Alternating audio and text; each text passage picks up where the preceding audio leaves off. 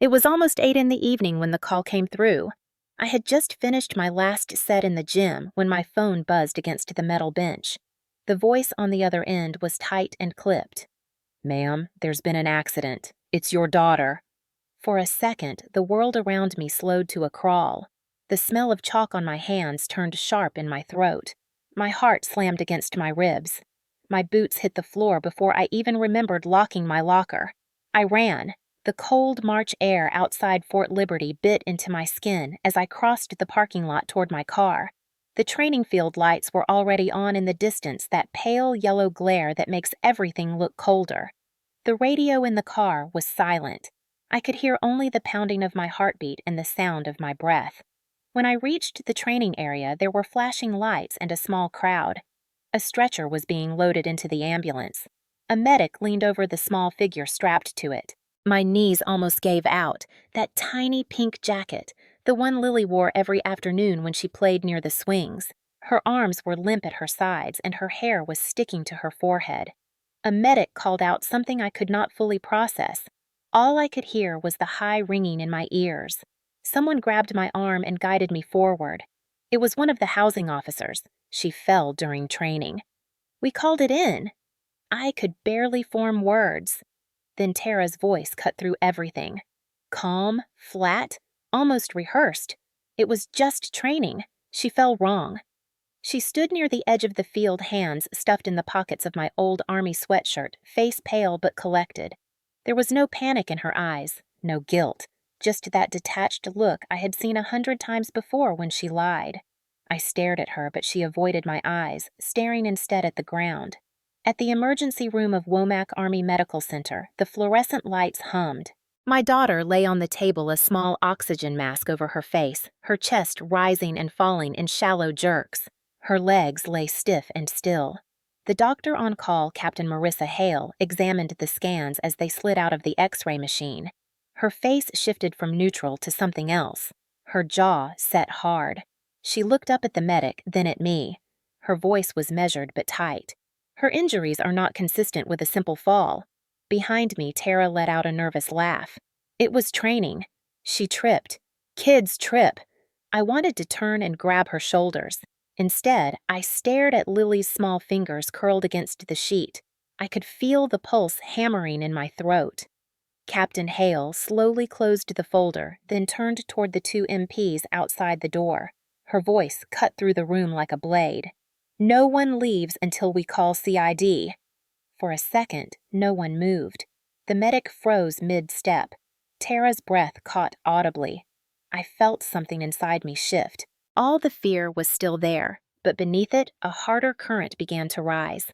It was the moment when everything that had been silent between us for years cracked wide open. This was no accident. Tara finally whispered, "You don't need to involve anyone. I told you it was training." But the doctor was already on the phone, her tone brisk military, leaving no room for anyone's story but the truth. The sound of the gurney wheels echoed against the tile floor as they prepared to move Lily to intensive care. I followed as close as they allowed, my hands shaking my chest tight. She was only 6. She had been running through puddles that morning, laughing about a butterfly stuck in the mud. Now she was here. Still. Cold.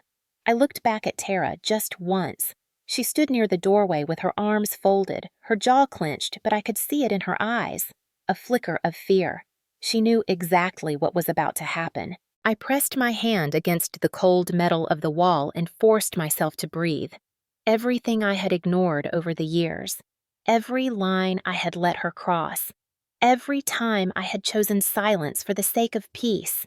It all narrowed down to this moment. If you have ever had someone lie to your face while your child could not even move, you know exactly how it feels. Tell me where you are watching from. Back in 2017, the air in Fayetteville had that sticky warmth that clings to everything in early summer. I remember the day Tara arrived with a duffel bag that was too clean for someone who claimed she had nowhere else to go.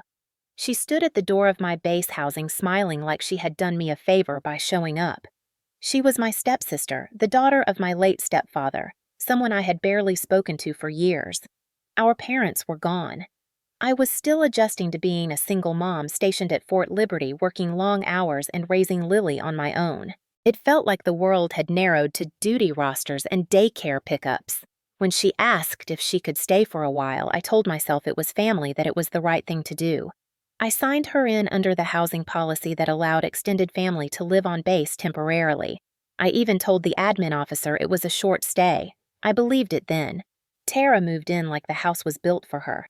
She put her things in the guest room, but her presence spread into every corner of the space.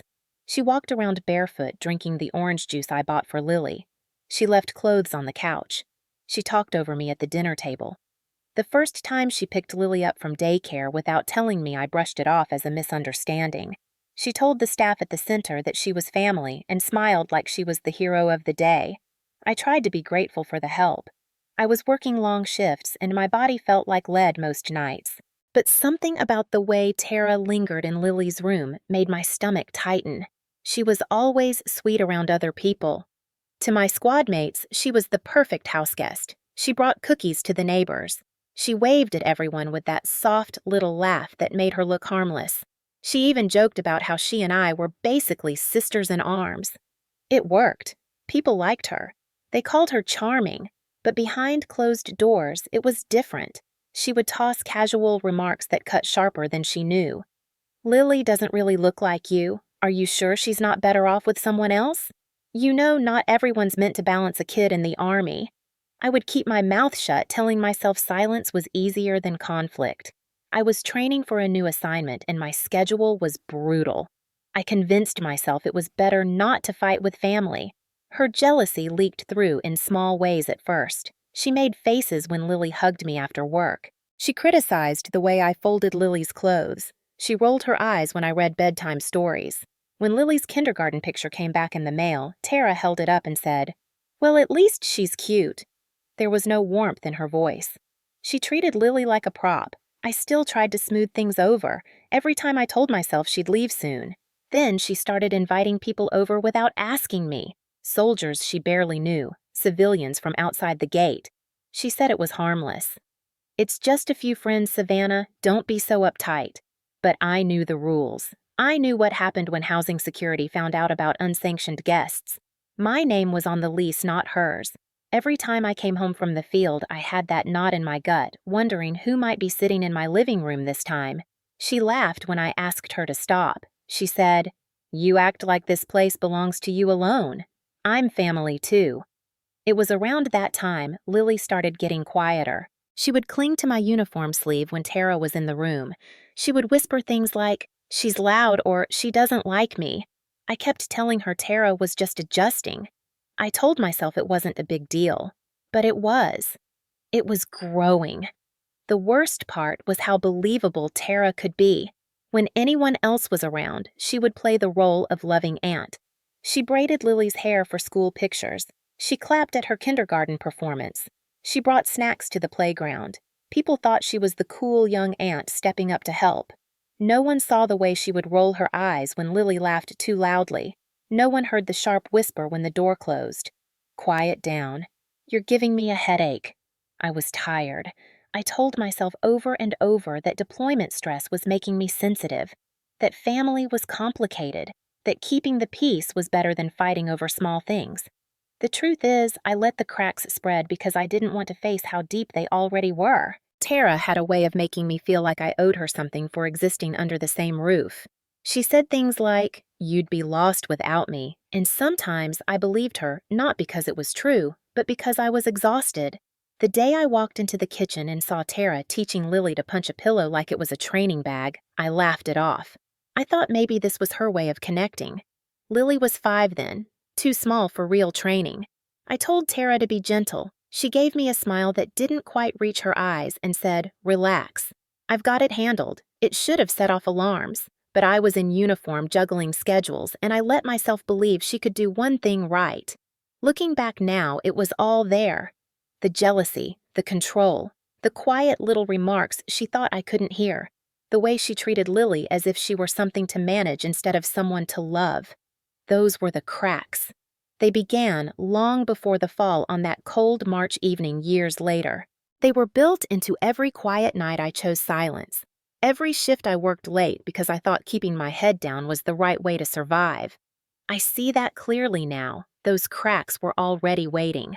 All they needed was one hard shove to break everything open.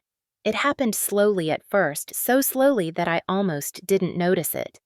Tara stopped asking if she could have people over. She simply did it. One evening, I came home after a 12-hour shift, my shoulders stiff from the weight of my rucksack, and found two strangers on my couch. One was a guy in a faded hoodie tapping ash into an empty soda can.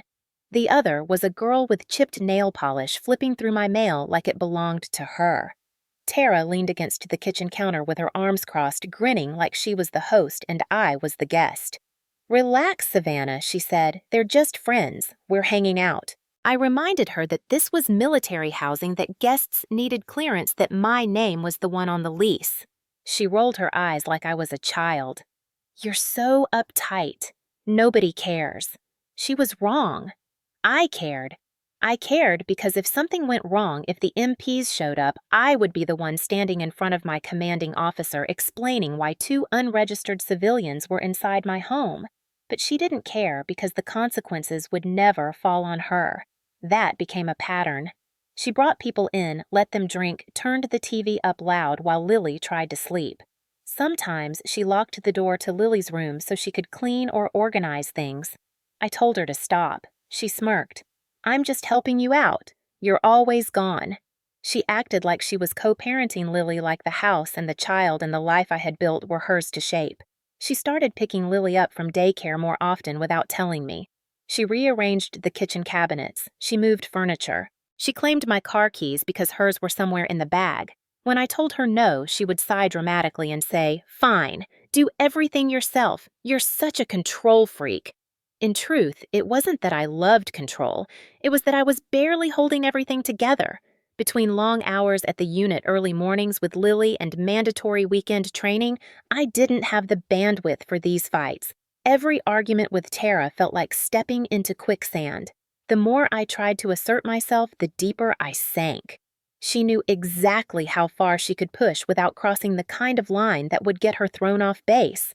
She understood the rules just well enough to bend them and make me look like the unreasonable one.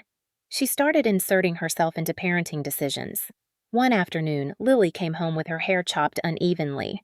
Tara had taken her to some salon outside the gate because, as she put it, "Your daughter needs to look like she belongs to a real family, not a barracks kid." Lily was quiet, clutching the hem of her t-shirt. I wanted to scream, but I swallowed it down. Tara tilted her head and said, "You're welcome." She said it like she owned something precious that I was just borrowing. She even began to speak for me.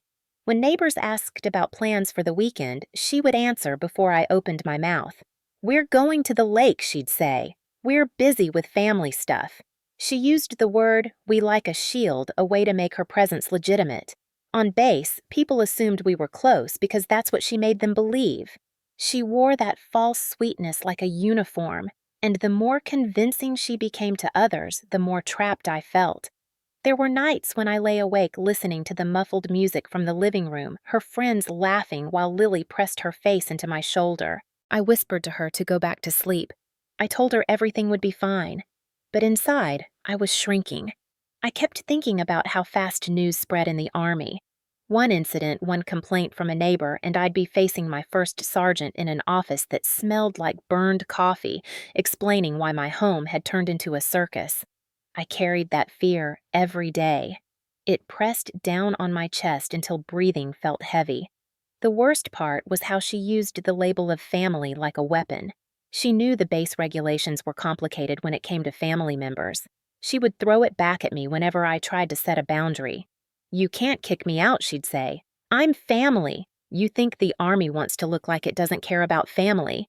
It was manipulation, clean and practiced, and it worked because I was too tired to fight. I started walking on eggshells in my own home. Every word had to be measured. Every decision became a calculation. Was it worth the blowback? Was it worth the scene she would make? She had learned exactly how to push me into silence. Lily felt it too. She stopped singing in the mornings. She stopped leaving her toys in the living room. She made herself small quiet, like she was trying not to take up space. I remember one Sunday when I came home from the motor pool and found Tara hosting a barbecue on my back porch. 3 cars I didn't recognize were parked out front. Music blasted through the open door. Soldiers from another unit stood with beers in their hands, while Tara smiled like the queen of some party I had never agreed to. I stood there in uniform, dusty boots still on, watching a stranger flip burgers on my grill. My jaw clenched so tight it hurt. When I told everyone to leave, Tara laughed in front of them, that light, careless laugh that made me feel invisible. "She's just stressed," she told them. "Sergeant Cole is always so serious." They left eventually, but the sound of their laughter lingered long after the door closed. Every day became a choice between silence and chaos. Silence meant she kept taking, and I kept losing pieces of the life I built. Chaos meant confrontation that could ripple beyond the walls of my house and reach the people who wrote my performance evaluations. In the Army, family scandal can turn into career damage fast. Tara knew that. She weaponized it. She smiled and said thank you to my coworkers' baked cookies for the FRG, and behind closed doors, she chipped away at everything I loved. I didn't fully understand how deep she had gotten her hooks into my world until Lily started asking me if we could move away. She said it quietly, like a secret she wasn't supposed to share. "I don't like when she yells," she whispered into my shoulder one night. I told her Tara just got overwhelmed sometimes. But Lily's eyes were wide and serious. She said, "It feels like it's not our house anymore." She was right. It wasn't. Tara lived in my house on my base like it was hers, and I let her because the alternative felt like starting a war I wasn't sure I could win. It was a Saturday afternoon in early March, the kind of day when the air at Fort Liberty carries a bite that seeps through your jacket. I had been running late at the motor pool, going through final checks before the convoy inspection on Monday. Tara had offered to help out by taking Lily to the small training field near our housing area. She said she wanted to teach her some basic self-defense moves, nothing serious, just a little fun. I should have said no. I should have known better. But I was tired, my brain was already juggling logistics, and Tara sounded so casual about it that I let it go. She needs to be strong like her mom, she had said that morning, flashing that smile she used when she wanted something. An hour later, my phone vibrated on the desk, and I answered it expecting some supply issue. Instead, a voice I didn't recognize said, "Ma'am, there's been an accident at the training field. Your daughter's being loaded into an ambulance." For a second, I couldn't speak. The air left my lungs. I slammed the drawer shut and ran for the door, the corridor blurring around me. The only sound I could hear was the pounding of my boots on the concrete floor and my heartbeat hammering against my ribs. When I reached the field, the yellow light of the lampposts was already spilling across the cold grass. A medic team crouched over a tiny figure on the ground. My knees nearly buckled. Lily's small body was limp, her pink jacket stained with dirt, her hair sticking to her cheek. Her legs were twisted slightly to the side in a way no mother should ever have to see. A medic gently lifted her onto the stretcher, while another held her head still. She wasn't moving. Her little hands didn't even twitch. Tara was standing off to the side, arms folded, pretending to look concerned. But her voice was calm. Too calm. "She fell," she said when I reached her. It was just a training move. She didn't tuck her chin right. Her tone was casual, like she was describing a broken vase. I stared at her, searching for some flicker of panic, but there was none. Just that detached look I had grown to hate. I pushed past her and dropped to my knees beside the stretcher. Lily's eyes fluttered, but they didn't focus. Her lips were pale. I grabbed her hand. It was cold. A medic told me they were transporting her to Womack Army Medical Center. I could barely process the words. I asked what happened. The medic said they found her lying flat on her back, unresponsive for a moment, and that she wasn't responding to commands to move her legs. I felt my stomach twist so hard I thought I might collapse right there. Tara knelt down beside me and whispered, "She's fine. She'll be fine." I didn't mean for her to fall. The words didn't match the blankness in her eyes. I looked at her hands. They weren't shaking. She wasn't crying. She didn't even look like someone who had just watched a child slam into the ground. Later, the witnesses would tell CID they saw Tara demonstrating a takedown technique, something she had no training to teach. They saw her grab Lily's arm and pull her down with more force than anyone should use on a 6-year-old. They said Lily didn't land on the soft patch near the mats. She hit the hard edge of the asphalt where the mats ended. But in that moment, all I saw was the way Lily's small chest rose and fell unevenly. All I felt was the panic choking me as the medics strapped her onto the gurney and secured her neck. As they lifted her toward the ambulance, Tara stood back like a spectator. She even pulled out her phone and called someone.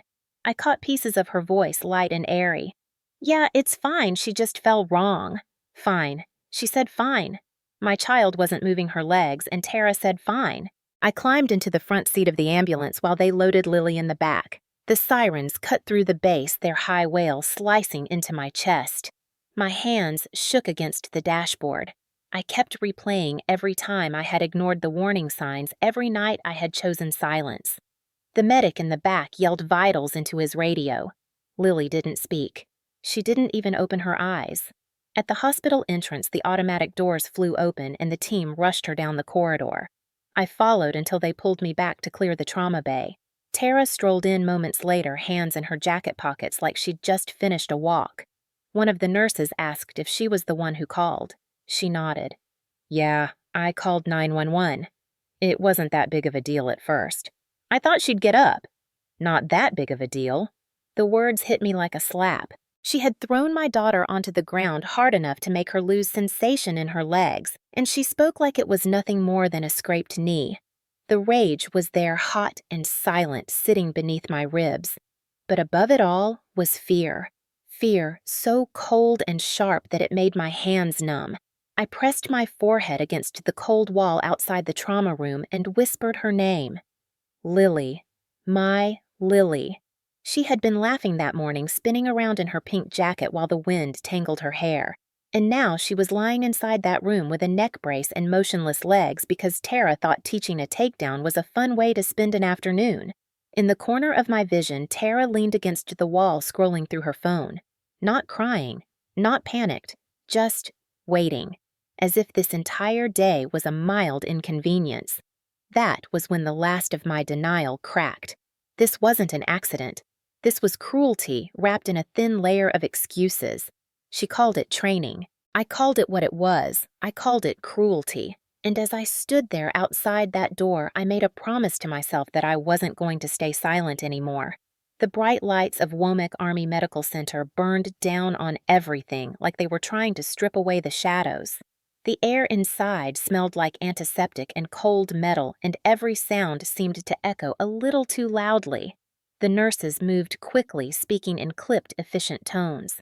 I followed the stretcher as they rushed Lily through the trauma bay doors, my boots slapping against the polished floor. She looked so small under the white sheets, the neck brace swallowing her shoulders.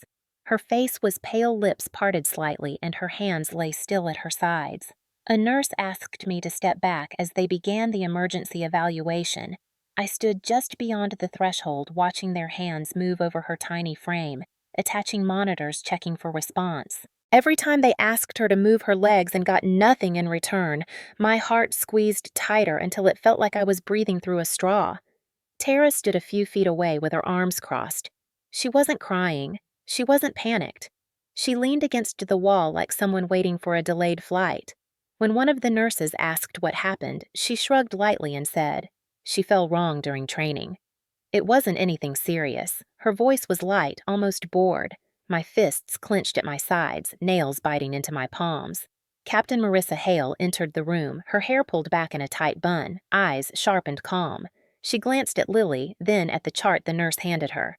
"Let's get a full X-ray. Head, neck, spine. Everything she said." There was a quiet authority in her voice that made the room shift around her. The nurses moved faster. Within minutes, Lily was wheeled toward radiology. I followed, walking beside the gurney. I reached for her hand and felt the faintest warmth. Her eyelids fluttered, but she didn't speak. I whispered "Mom's right here," even though I wasn't sure she could hear me. When we reached the X-ray room, Tara tried to step closer, but Captain Hale stopped her with a simple raised hand. "You can wait outside," she said. Tara's mouth opened like she wanted to protest, then snapped shut. She leaned against the opposite wall, scrolling through her phone again like she was waiting in line at a coffee shop. I wanted to scream at her. Instead, I stayed by Lily's side as the tech carefully positioned her small frame under the machine. The X-rays were done quickly, the staff efficient and focused. When the images came up on the monitor, I saw Captain Hale's face change. It wasn't a dramatic reaction. It was subtle, a tightening of the jaw, a small crease between her eyebrows, the kind of shift you only notice when you're watching too closely. But I was. She asked the tech to zoom in on the lower spine. Her eyes hardened as the image came into full clarity. She exhaled slowly, not like someone relieved, but like someone about to walk into a storm. Tara must have sensed something because she straightened up her phone, lowering slightly. "It's fine," she said too quickly. "She's fine. There's no need for a report or anything. Kids fall all the time." Her tone carried that fake brightness she used when she wanted to sound innocent. But Captain Hale didn't even look at her. She turned to the two MPs stationed at the doorway and said, "Close the door." The click of the door shutting sounded louder than it should have. Captain Hale turned to Tara and me, her voice calm and flat. "No one leaves until we call CID."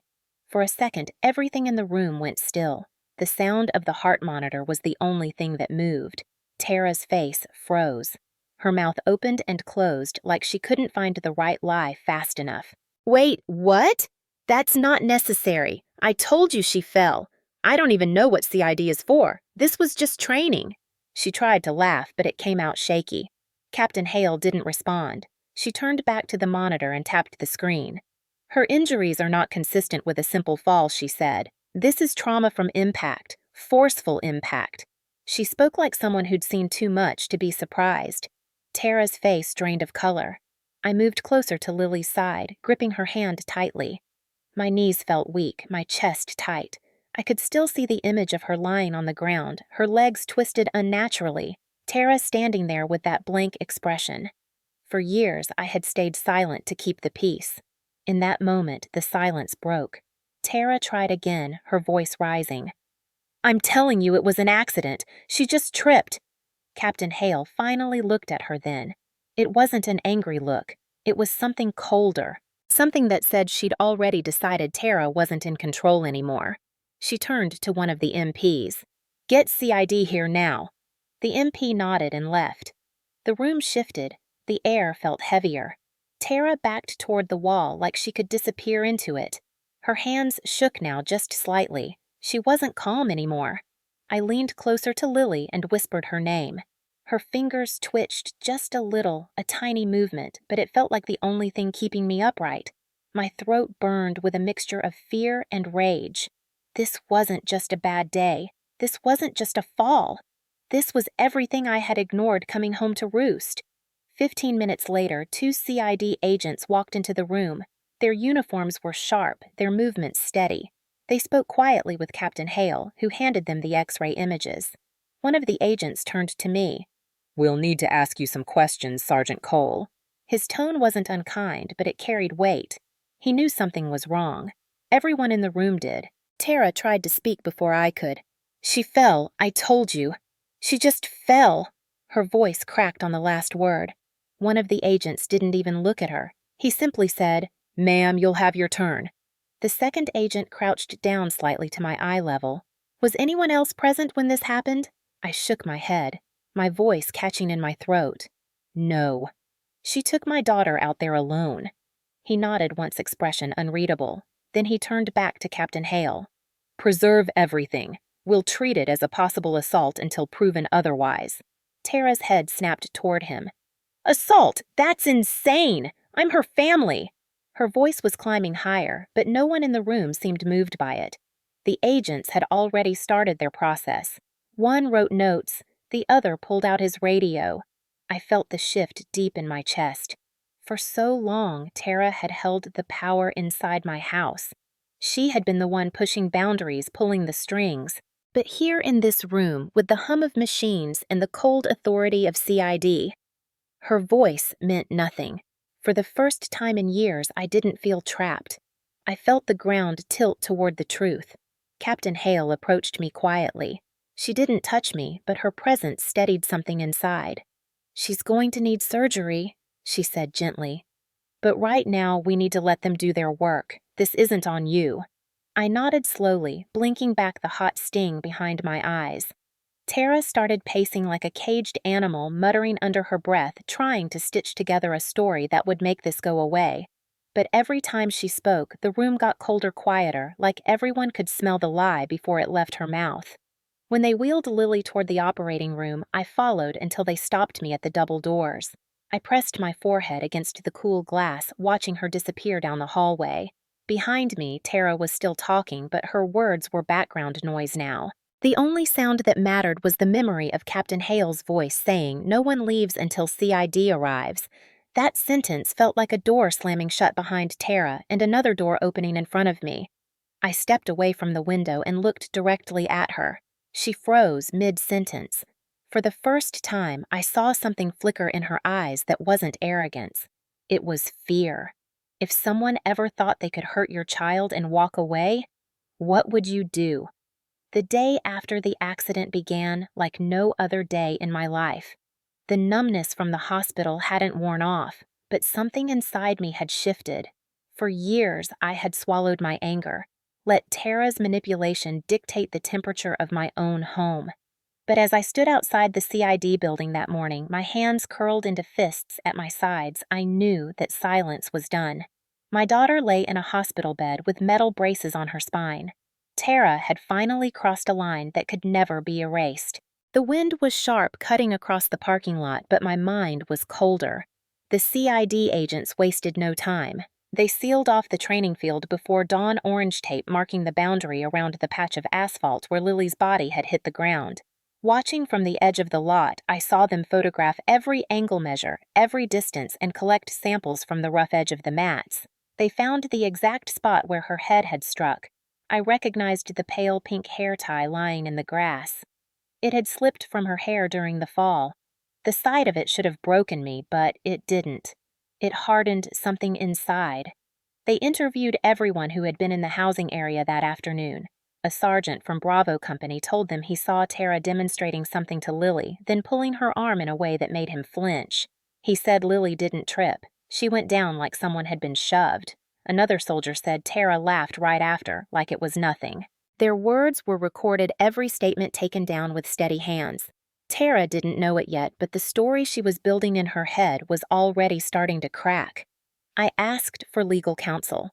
Captain Riley Moore from JAG met me in a small conference room at the CID office. He was direct, composed, and his voice carried the quiet confidence of someone who'd seen far worse cases than mine. "Staff Sergeant Cole," he said, sliding a legal pad across the table from this moment forward, "everything you do, everything you say should be intentional. Tara Kane is a suspect, but the military process moves on evidence, not emotions. We'll build this piece by piece." He wasn't offering comfort. He was giving me a weapon. That was what I needed. Tara tried to fight back the only way she knew how. I overheard her on the phone outside the hospital the night before, whispering to someone about fixing this. She talked fast, breathless, pretending she was still in control. She thought the base housing policy and a few favors could shield her. She didn't understand that when CID got involved, no one's personal charm meant anything. She showed up to the first interview with forced confidence, claiming it was a simple accident, that she loved Lily, that it was unfair to turn something small into something big. But the agents already had eyewitness statements that said otherwise. Meanwhile, I started gathering my own pieces. I logged into the housing security system and filed a request for camera footage from that day. The corner of the training field near our unit had a camera mounted on a pole that often caught kids running and families grilling outside. Tara had always assumed no one paid attention to it, but I did now. I also pulled the entry logs from the housing gate. Every visitor had to check in, and I wanted to know exactly who was on base during those hours. Captain Moore helped me draft the formal request so it would hold in court-martial proceedings. I went through Tara's old text messages, too. She wasn't careful with her words.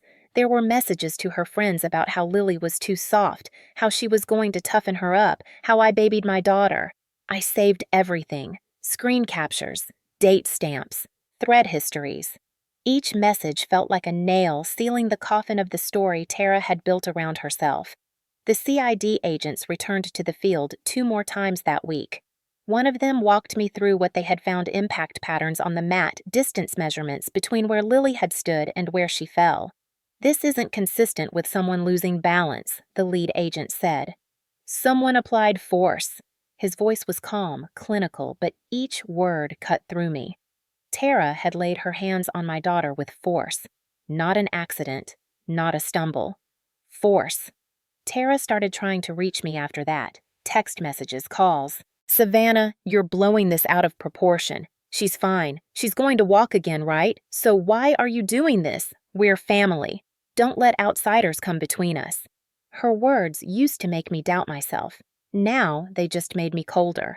I forwarded everything to my lawyer and blocked her number. When CID summoned her for a second interview, she showed up wearing one of my old hoodies pretending to be fragile. But this time she wasn't walking into a room where she could talk her way out. She faced 2 investigators, a JAG representative, and a stack of statements that painted a clear picture of what had happened. She stumbled over her story, contradicting herself about what she'd demonstrated about whether Lily had fallen forward or backward, about why she hadn't called me immediately. CID didn't raise their voices. They didn't have to. The weight of their silence did the work. I spent my nights in the hospital room beside Lily's bed, listening to the machines hum. She still couldn't move her legs. Every beep was a reminder of what Tara had taken from us. But I also spent those nights making lists, evidence, witnesses, statements. I wasn't going to let her talk her way out of this, not this time. One night, I opened my laptop and typed a detailed timeline of the entire day, the call I got at the motor pool, the moment I saw Lily on the stretcher, Tara's voice at the field saying it was just training. I included every detail I could remember. Every word mattered now. The military system isn't fast, but it's thorough. If you give it the right ammunition, it can bring the hammer down hard. Tara tried pulling one last stunt. She called an old friend who worked in a lower-level administrative office on base, asking if they could slow things down. Word got back to CID fast. That only made things worse for her. They documented the call, added it to the file as potential interference. She was losing control, and she knew it. By the end of that week, I sat across from Captain Moore in his office, the walls lined with regulation binders. He tapped a folder with my name on it. "This is strong," he said. "She underestimated you. She thought you'd fold like before." I met his eyes and felt something I hadn't felt in a long time. Steadiness. "She picked the wrong soldier's child," I said quietly. He didn't smile, but he nodded once. Every action I took after that wasn't from panic. It was strategy. Cold. Methodical. She had spent years turning my silence into a weapon against me. Now I was using facts law and the system she thought would protect her to bring everything crashing down. I walked back to the hospital that night under a thin, bitter wind.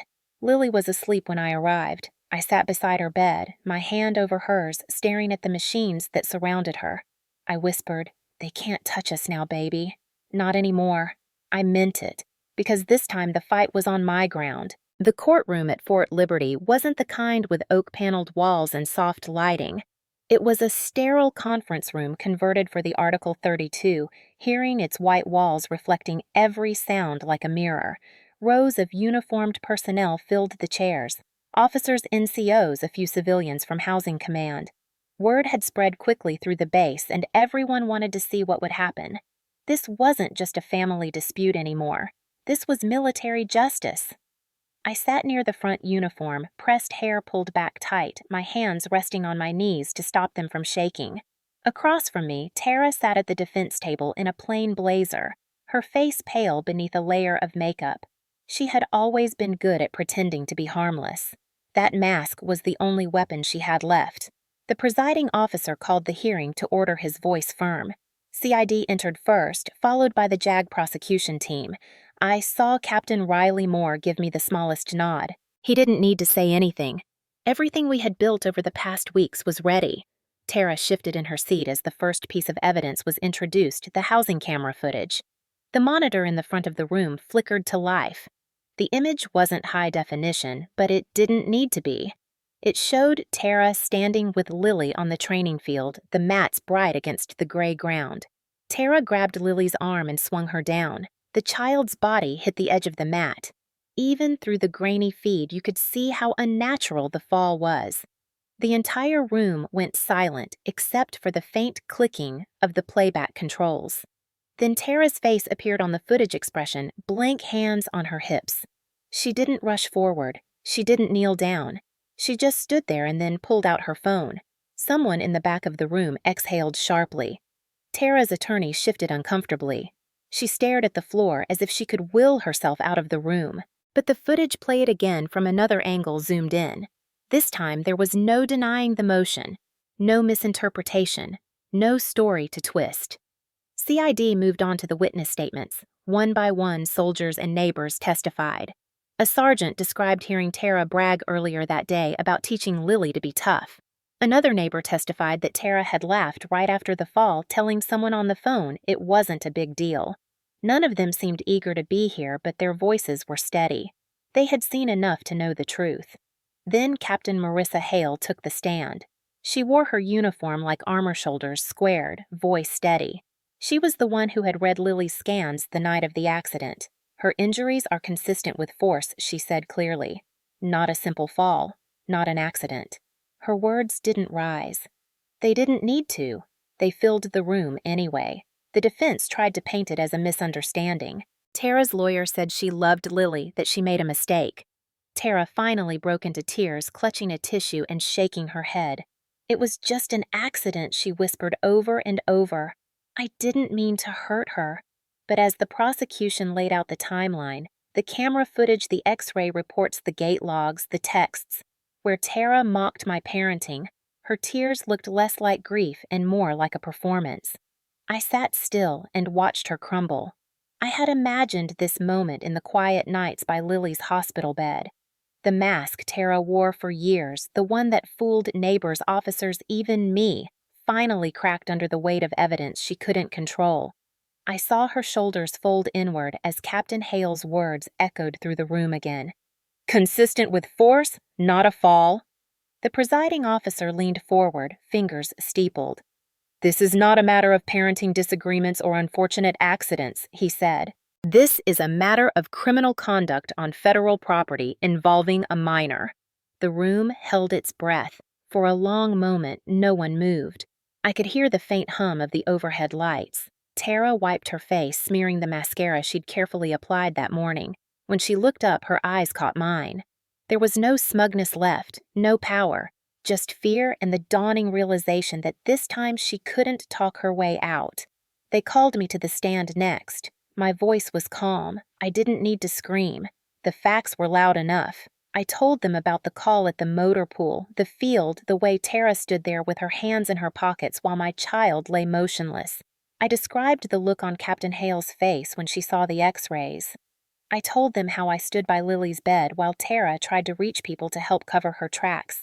There were no theatrics, just the quiet, sharp edge of the truth. When I stepped down, I saw Tara bow her head, shoulders shaking. It wasn't remorse.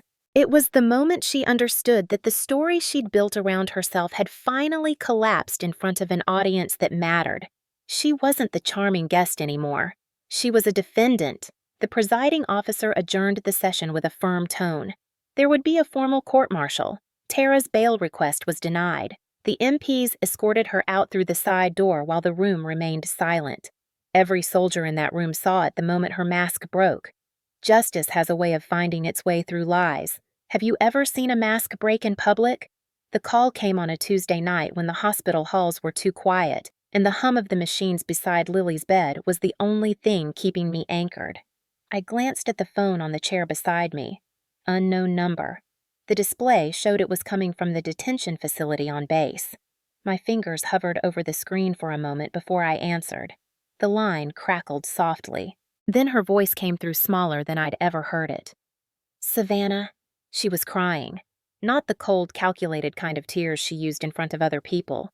This was messy, desperate, stripped of the arrogance she had worn for years. Please, please don't hang up. I stared at Lily's small hand resting in mine. She was sleeping, her breathing shallow but steady. Tubes ran across her blanket monitors, blinking. Tara's voice felt like poison leaking into a place I was trying to keep clean. What do you want? I asked. My voice didn't shake. It came out low and flat. She sobbed into the receiver. They're saying I could go away for years. Savannah, it was a mistake. I didn't mean to hurt her. You know me. We're family. We're sisters." The word sisters caught in the air like a splinter. For years, she had used it as a shield, a way to blur the line between what was hers and what was mine. She thought if she said it enough, it would erase everything she had done. I looked down at Lily. Her legs were still wrapped in the immobilizer. There was a soft hum from the machine that kept track of her heart rate. The sound was steady, unlike Tara's breathing on the other end of the line.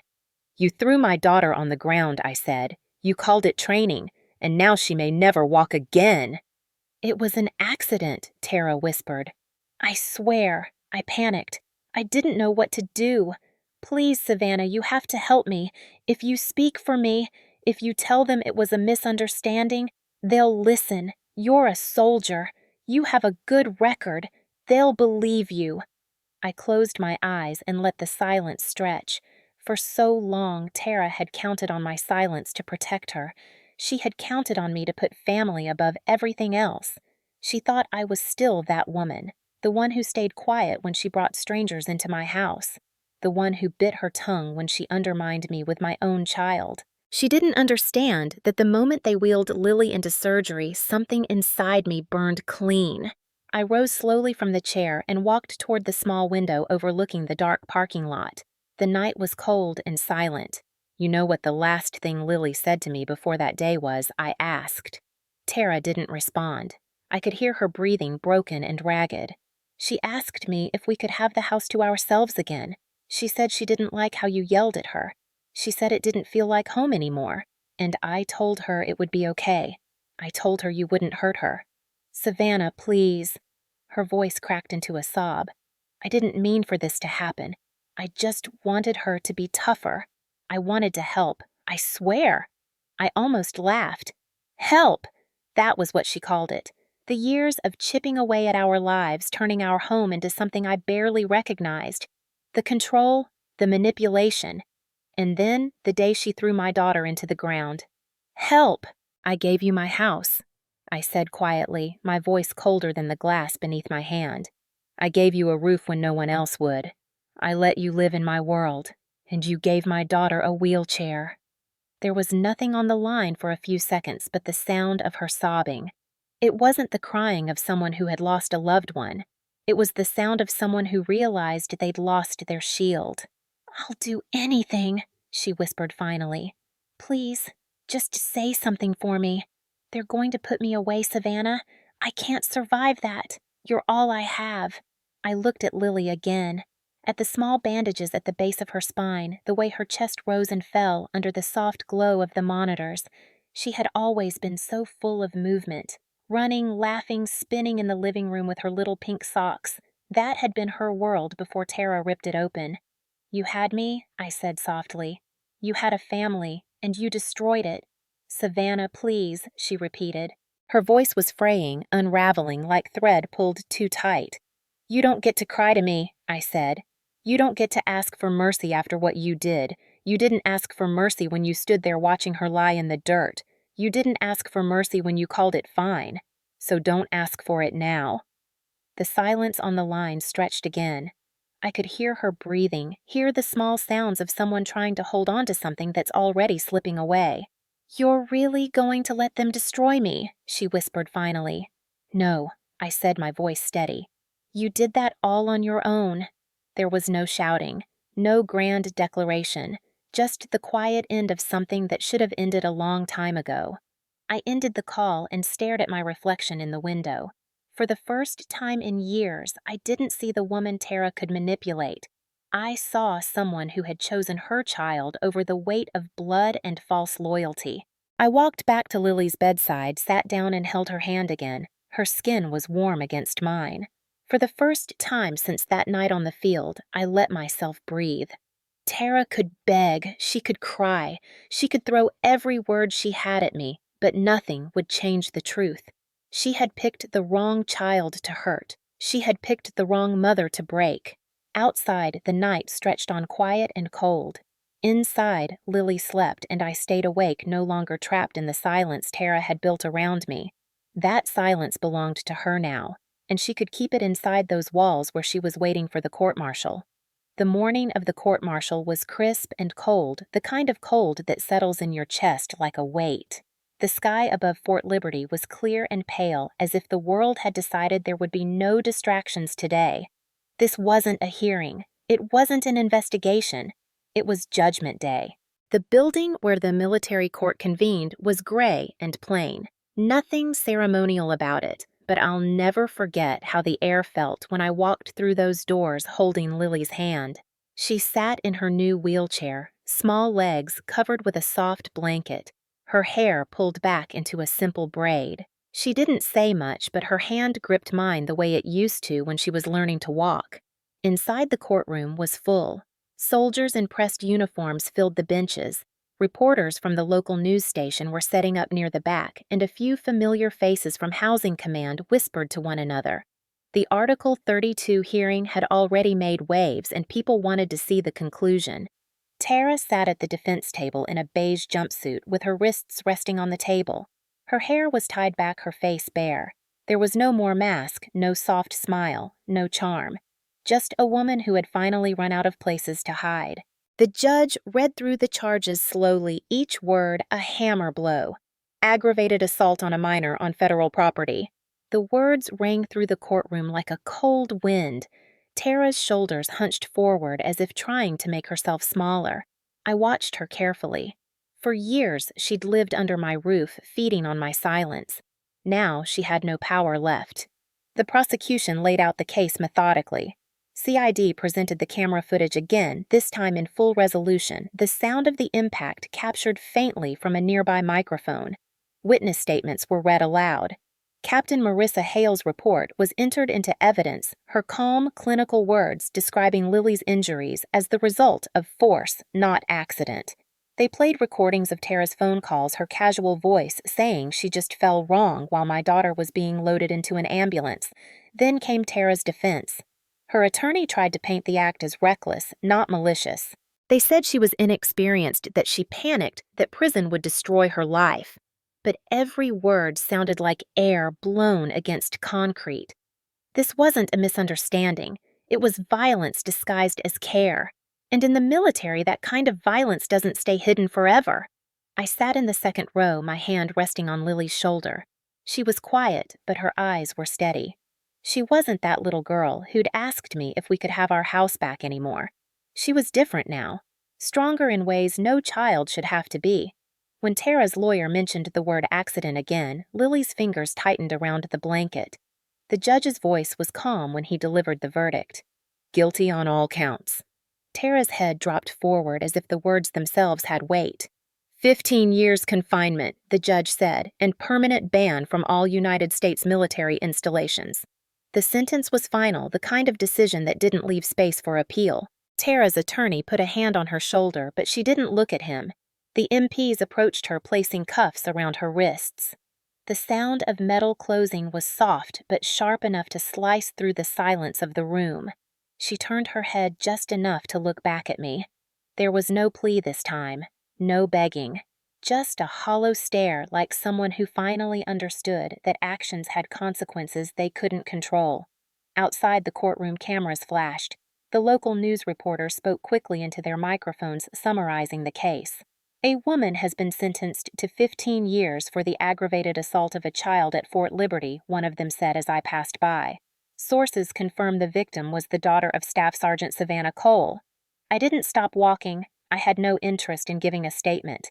This wasn't about public spectacle for me, but the story spread anyway. Tara's name was in the headlines. Her mugshot replaced the charming image she had built for years. Within days, the base community shifted. People who had once smiled politely at her, who had believed her soft voice and harmless demeanor, stopped saying her name. Her friends disappeared. Her place in housing was revoked. Everything she had piggybacked on, my name, my status, my silence, evaporated. The woman who used to throw parties on my porch now had nothing. No home, no community, no shield. I remember standing outside the courthouse that afternoon, the winter air cutting across my face, and feeling something I hadn't felt in a long time. Stillness. It wasn't triumph. It wasn't gloating. It was colder than that. Justice, when it finally comes, doesn't shout. It doesn't need to. It just settles into place like a blade sliding home. Lily's chair rolled slightly forward, and I bent to fix the brake. She looked up at me, her eyes bright against the pale sky. "Is she gone?" she asked quietly. Her voice had grown softer since the accident, but there was steel beneath it now. I nodded. "She's gone." She didn't smile. She didn't need to. She just held my hand. Later that evening, the story aired on local news. I didn't watch it, but I heard the neighbors talking. They spoke about the footage, about how long she'd lied about the way the system had finally caught up with her. The base wasn't forgiving. They never are when a child is involved. Tara lost everything, her access, her privileges, her so-called friends.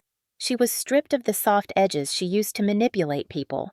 All that was left was the truth of what she'd done. When I returned to the hospital that night, the halls were dim and quiet again. Lily was sitting up in her bed, her physical therapist having finished an evening session. She was learning how to maneuver her new wheelchair. Her hands were steady on the wheels. Her determination was sharper than anything I had ever seen in her. Tara had taken something from her, something I could never give back. But she had also given her a fire that would never go out. I pulled a chair beside her bed and watched her roll forward a few inches, then back. "I'm going to get good at this," she said. I felt the sting of tears behind my eyes, but didn't let them fall. "I know you will," I said. That night, when I closed my eyes, I didn't see Tara's face. I saw the courtroom, the judge, the moment the verdict landed like a hammer. It was clean, sharp. I had spent years thinking justice was something loud and messy, but real justice, the kind that strips lies bare and leaves nothing but consequences, is quiet. It doesn't roar. It cuts. Tara learned what military justice looks like. She learned what happens when the world she used to manipulate turns its back on her, and she learned that there is no mercy in a system built on discipline and truth. Not when you hurt a child, not when that child is mine. The spring sunlight at Duke University Hospital carried a different kind of weight. It wasn't the harsh fluorescent glare of the trauma wing at Womack Army Medical Center. It was soft and warm, filtering through the wide windows of the rehabilitation floor where Lily spent her mornings now. Outside, the magnolia trees were in full bloom, their white petals scattered across the courtyard like snow. The smell of flowers mixed with the sterile scent of hospital soap, and for the first time in a long time, that combination didn't make me flinch. It meant healing. Every day began the same way. A nurse would come in at 0700, gently waking Lily, helping her through her morning routine. Then the therapists would arrive, 2 women and a man, calm but firm, with steady hands and eyes that saw every small victory. They worked with her slowly, patiently, teaching her how to maneuver the new wheelchair, how to strengthen her arms, how to find balance again in a world that no longer looked like the one she'd known. I sat through every session. At first, she hated it. She cried when her hands trembled against the wheels, cried when the exercises burned her small muscles. But she never gave up. She never asked to stop. She looked at me with those determined eyes that reminded me so much of the soldier I used to be before I became just Mom. The doctors said recovery would be long, that some days would feel like walking uphill barefoot, but they also said she had fire in her. They said that mattered more than most things, so every morning I tied my hair back into a tight bun, laced my boots, and sat on that hard plastic chair while Lily learned how to reclaim pieces of herself, one small movement at a time. I didn't return to our old house. I couldn't. Every hallway, every corner of that base housing held Tara's shadow, the barbecue she'd thrown, the night she laughed while strangers sat in my living room, the training field where everything shattered. So I filed for relocation and moved into a different housing block on the far side of Fort Liberty. The new place was smaller, quieter, and smelled like fresh paint. There were no echoes here, no ghosts leaning against the doorway pretending to be family. Unpacking was simple this time, just Lily's things, mine. No remnants of Tara's clutter scattered like landmines in the corners. I set up Lily's room exactly the way she asked, soft pink walls, glow-in-the-dark stars on the ceiling, a shelf lined with her favorite books. Her wheelchair moved easily on the smooth floors. She looked around the first night we moved in and said softly, "It feels like home again." It was the first time I had heard her say the word home without tension in her voice since before the accident. Outside of the hospital, the world had moved on from Tara Kane's trial the way it always does after a storm. The headlines had faded, replaced by other stories, but the people on base hadn't forgotten. The judgment from the court-martial had spread like wildfire through the community. Soldiers nodded at me in the commissary. Neighbors kept their voices lower when they mentioned her name. Tara's absence was like a wound that had been cauterized, harsh but clean. She was gone. Not transferred. Not moved. Gone. In the quiet of the evenings when Lily was asleep and the house finally stilled, I would sit on the back porch and let the silence wash over me. It wasn't the heavy silence Tara used to build, the kind that made every step feel like walking on broken glass. This was different. This was peace, quiet and steady. It came not because things were perfect, but because the person who had turned our lives into a storm was no longer standing in our way. There were hard days still. There were nights Lily woke up with nightmares about the fall, about the lights on the field, about the sound of the stretcher wheels. There were therapy sessions where she screamed in frustration because her body wouldn't do what she wanted it to do. There were mornings when I sat in my car outside the hospital parking lot, gripping the steering wheel so tightly my knuckles turned white, forcing myself to breathe before walking inside. Healing isn't cinematic. It's quiet and cruel and slow. But it's real. I started seeing the base differently too. For years, it had been a place where I existed in service. My duty station, my deployment rotation, my endless work. It had been home, but not sanctuary. Now, it was a foundation I was building on my own terms. I returned to duty after taking emergency family leave this time, with boundaries I had never given myself before. No more swallowing everything to keep the peace. No more letting silence become my language. I'd learned the hard way what silence could cost. There were people on base who approached me differently now. Some avoided the subject entirely. Others came to me quietly and said things like, "I'm glad you fought back," or, "She got what she deserved." It wasn't approval I needed, but I'd be lying if I said it didn't feel like standing on firmer ground. For so long, Tara had painted me into a corner with her smiles and her false charm. Now the truth was public. I didn't have to explain anymore. One afternoon after therapy, Lily asked if she could visit the field again. Not the exact spot I would never take her there, but the larger green where soldiers ran drills and kids played after hours. I hesitated at first, but she looked up at me with those calm, determined eyes. So I said yes.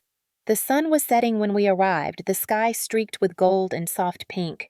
Lily's chair rolled over the grass with a faint crunch. She stopped near the edge of the bleachers, the breeze catching strands of her hair. For a long moment, neither of us said anything. She tilted her head back to watch the sky, and I stood behind her, hands on the handles, the scent of fresh-cut grass filling the air.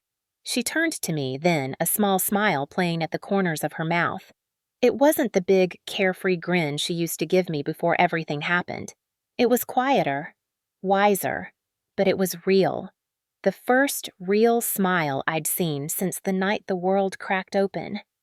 "You know what, Mom?" she said softly. "It's not as scary anymore." My throat tightened. No, baby, it's not. That moment didn't erase what happened. It didn't erase the wheelchair or the surgeries or the years of therapy ahead of us. But it planted something back in the soil of our lives that Tara had tried to burn away. It planted hope. As the sun dipped lower, I thought about everything that had happened since that night. The flashing ambulance lights, Captain Hale closing the door and saying no one leaves, the CID interviews, Tara's mask breaking in that courtroom, the sentence, the silence afterward. All of it. It had been brutal. It had been cold. But it had been just. People talk about justice like it's a roar, a dramatic moment where wrongs are set right in front of cheering crowds. But justice isn't loud. It's quieter than that. It's the sound of a door closing behind someone who thought they'd never have to face consequences. It's the sound of your child laughing again when you thought you'd never hear it. That night, I walked Lily back to the car under the fading light.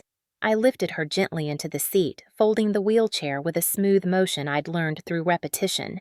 She leaned her head against the window as we drove back through the base. She hummed softly to herself, and I realized I hadn't heard her hum since before the accident. It was the sound of her childhood finding its way back through the cracks. When we reached home, the air was still warm. I carried her up the ramp to our front door, the porch light flickering softly. She turned to me as I set her down in her chair and whispered, "Thank you, Mom." For what I asked. For fighting, she said, for not letting her win. I knelt beside her, brushing a loose strand of hair from her forehead. "I'll always fight for you," I said. Inside, the house smelled like fresh laundry and the faint lavender scent she loved. I tucked her into bed, kissed her forehead, and turned off the light. As I stepped back onto the porch, the base stretched out quiet around me. The sky was clear, the stars sharp against the night. Tara was gone. Her lies were gone. The fear was gone. What remained wasn't the loud kind of victory, the kind with fireworks and applause. It was quieter, heavier, but solid. I leaned against the railing, hands in my pockets, and watched the lights flicker across the base. This place had been the setting of the worst night of my life, but it was also the place where I learned how strong silence can be when you're not the one trapped inside it. It was where I learned how to fight without shouting how to hold the line when no one else would. Lily was safe. I was free. And Tara would spend the next 15 years learning what justice looks like when the world she once controlled no longer even remembers her name. Justice isn't always loud. Sometimes it's a door closing on someone who thought they could hurt your child and walk away. If you've ever fought for someone you love, tell me where you're watching from.